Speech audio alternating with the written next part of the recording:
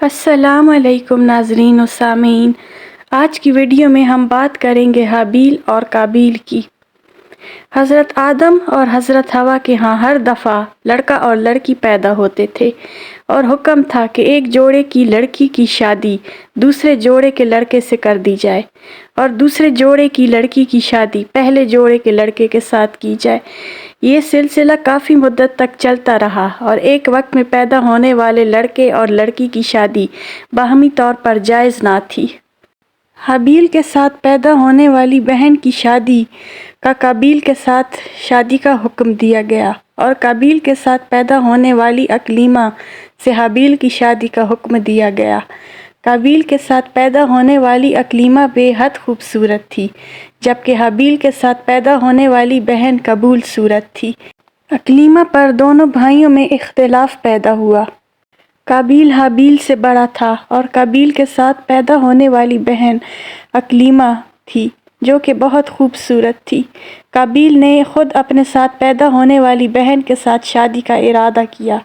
آدم نے کہا، تو اپنے ساتھ والی بہن کی شادی حابیل سے ہونے دے، لیکن اس نے انکار کر دیا۔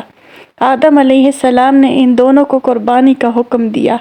آدم علیہ السلام خود حج کرنے مکہ چلے گئے اور جاتے وقت آسمانوں سے اپنی اولاد کی حفاظت کرنے کو کہا۔ انہوں نے اس بات سے انکار کر دیا۔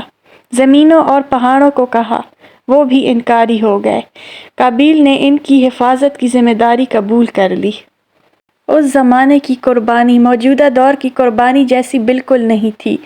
قربانی کی چیز کو کسی اونچے مقام پر رکھ دیا جاتا اور آسمان سے آگ آ کر اس چیز کو لگ جاتی، جو اس بات کی نشانی تھی کہ قربانی قبول ہو گئی، اور جس چیز کو آگ نہ لگتی تو یہ نشانی تھی کہ یہ قربانی قبول نہیں ہوئی۔ حابیل اور قابیل نے اپنی اپنی قربانی پیش کی۔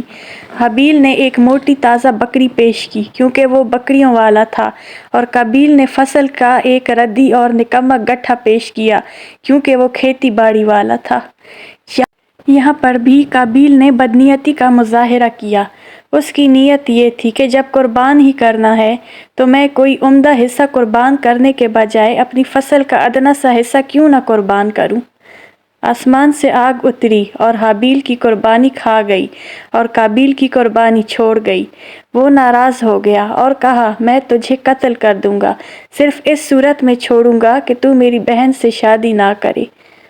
اس پر حابیل نے کہا، اللہ پرہیزگاروں سے قبول کرتا ہے۔ حضرت آدم علیہ السلام بھی ان دونوں کی قربانی کے موقع پر حاضر تھے، اس لیے قابیل نے آدم علیہ السلام سے کہا کہ تو نے حابیل کے لیے دعا کی ہے، اس لیے اس کی قربانی قبول ہو گئی ہے، اور میرے لیے تو نے دعا نہیں کی، اس لیے ساتھ ہی ساتھ اس نے حابیل کو دھمکی دی۔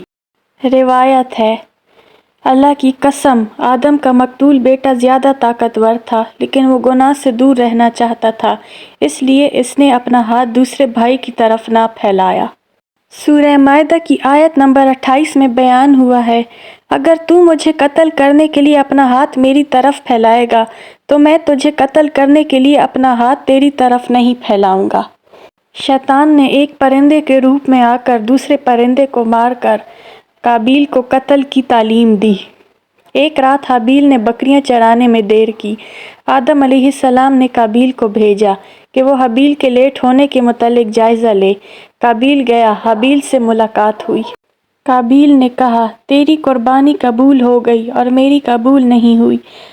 تو اس پر حابیل نے کہا، اللہ پرہیزگاروں سے قبول کرتا ہے، اور اگر تیری قربانی قبول نہیں ہوئی تو اس میں میرا کیا قصور ہے؟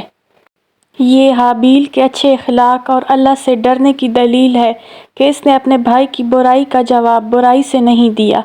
اس وجہ سے رسول اللہ علیہ وسلم سے ثابت ہے کہ آپ نے فرمایا، جب دو مسلمان اپنی تلواریں لے کر آمنے سامنے ہوں تو ان کی سزا یہ ہے کہ قاتل اور مقتول دونوں جہنم میں جائیں گے۔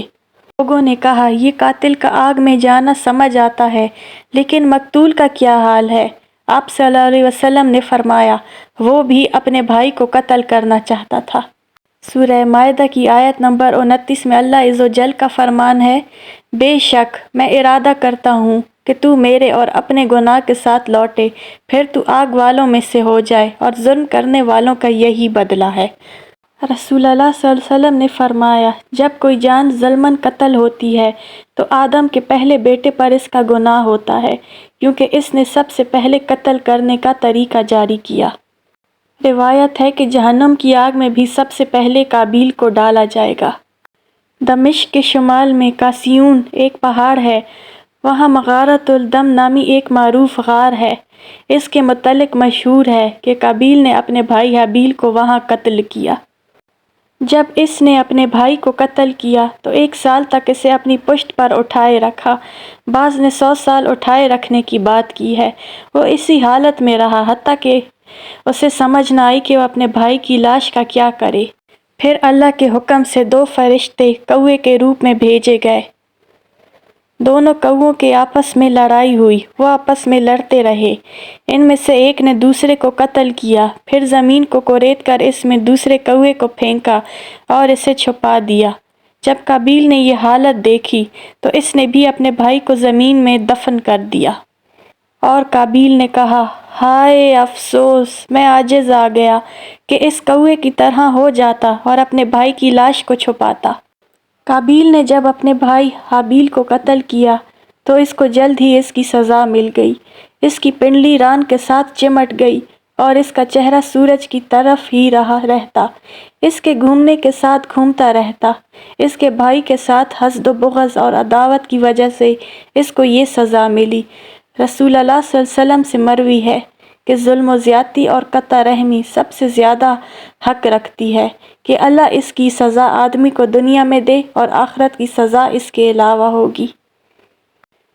آج کی اس دعا کے ساتھ ویڈیو کا اختتام کروں گی کہ اللہ ہمیں ظلم کرنے والوں، حسد کرنے والوں میں سے نہ کرے اور ہمارے گناہوں کو معاف کرے۔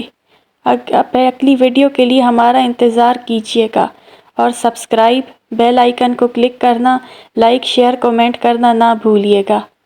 اللہ حافظ۔